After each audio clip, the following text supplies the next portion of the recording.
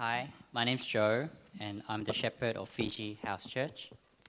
For my story today, I would like to share two events that happened recently that I felt God's guidance and His touch in mending my heart. On the MBTI personality test, I would be an I for introverted, as you may have already guessed, and I would call myself an extreme I. I would be the one sitting in a far corner by myself in a room, avoiding eye contact with other people. And I don't like making phone calls. Instead, I prefer messaging. And if I really have to call someone, I practice what I have to say multiple times or write it out before calling anyone. Because of this, building a relationship was hard for me.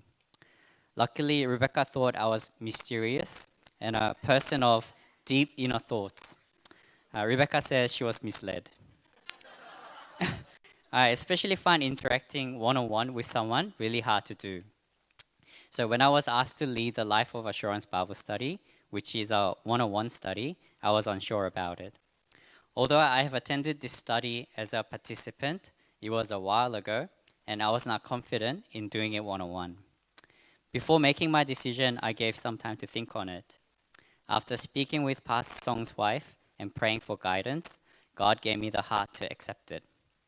The feeling I had was that if I had any difficulties while doing the study, God knows my struggles, and I could rely on God to help me through it. With a nervous heart and preparing with prayer before Bible study started.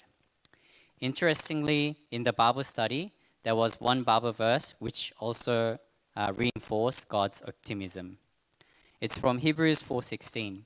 It says, "Let us then approach God's throne of grace with confidence, so that we may receive mercy and find grace to help us in our time of need." So every week, preparing with prayer, we're moving forward with the Bible study, which is due to finish soon. Some of the reasons I became introverted was firstly, being an only child with no siblings to speak with. One of the other reasons was when I was in primary school in Korea, we were really poor. I was really afraid of making friends in school because I feared they might ask to come and play at my house. Our house was really small, and I thought I might be ridiculed or bullied. Also, because of the financial difficulties, my parents were always fighting, and I was the only spectator. So I learned it is better not to interact with other people so that I would never be involved in a conflict. Things like this made me become more introverted, and since then, I started to distance myself from people and enjoyed being alone. It's probably during those days I started to resent my parents. I resented them for being so poor and unable to break out of it, and also for often leaving me at my rich cousin's house instead of spending time with me. Being at the house made me compare my poor life even more. But now that I think back, maybe my parents left me there so they could go out to make money, or maybe they were fighting. I also resented them for making me afraid every day that they would get divorced. Since then, I have become distant with them as well. During the Living Life Bible study, I learned that our growth of faith depends on our close relationship with God as well as with our neighbors. In this case, my parents were my neighbors. Before this lesson in the Bible study, I didn't even know that relationship issues in the world would be an issue in our relationship with God. And having this resentment with my neighbors meant that I had a problem in my growth of faith. And it had become a heavy burden that I had to drag slowly, which also stopped my faith from maturing. And without realizing, I was finding it hard to bring it forward to God to ask for help. As you know, I have recently been on a trip to Korea. My parents came with us, and we had to stay in the same place for the whole 2 weeks. The last time I spent time with my parents was 15 years ago. And as you can imagine, it was quite awkward. However, after speaking with my cousins, who were third-party observers to my family when I was growing up, they made me view my parents differently. They said it may seem to me that all the issues I had in the past was caused by my parents, but my parents' intention was not to cause harm to me, and they were trying to achieve what they thought was best for me. This made me reflect. I do think my parents were trying their best to achieve what they thought was best for me. Maybe they thought the best for me was for our family to become rich. and in doing so, I was left alone a lot, and they fought with each other along the way to achieve this goal. However, looking back now, being rich wasn't actually what I needed or wanted.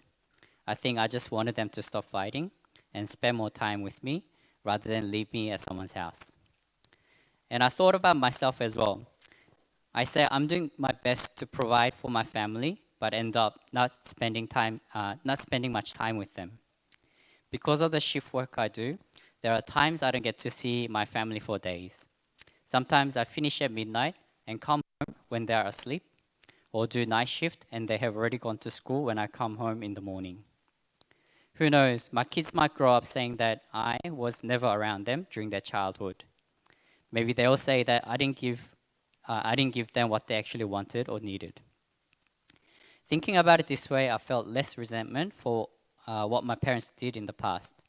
Everyone was just trying to do their best in order to achieve what they thought would be the best. I felt that I had become a slave to the negative feelings I had for them. I was not even trying to free myself from the feelings as I was ignoring the issues. Then I remembered this Bible verse from It's from Galatians 5:17. It says, "For the flesh desires what is contrary to the spirit, and the spirit what is contrary to the flesh. They are in conflict with each other, so that you are not to do whatever you want." Realizing that this is just a desire of my flesh, a sin that was interfering in my relationship with God, I have been trying to change. My parents have not yet returned from Korea, but I have been messaging them more often and have been looking after their house. This is a continuous struggle, but with God and prayer, I believe that God will help me to let go of the past and rebuild a healthy relationship with them. God knows my struggles, and I thank God for giving me this time to go to Korea, to meet with my cousins so that I could reflect on myself and to be able to start mending my heart. Please pray for me, and God bless you.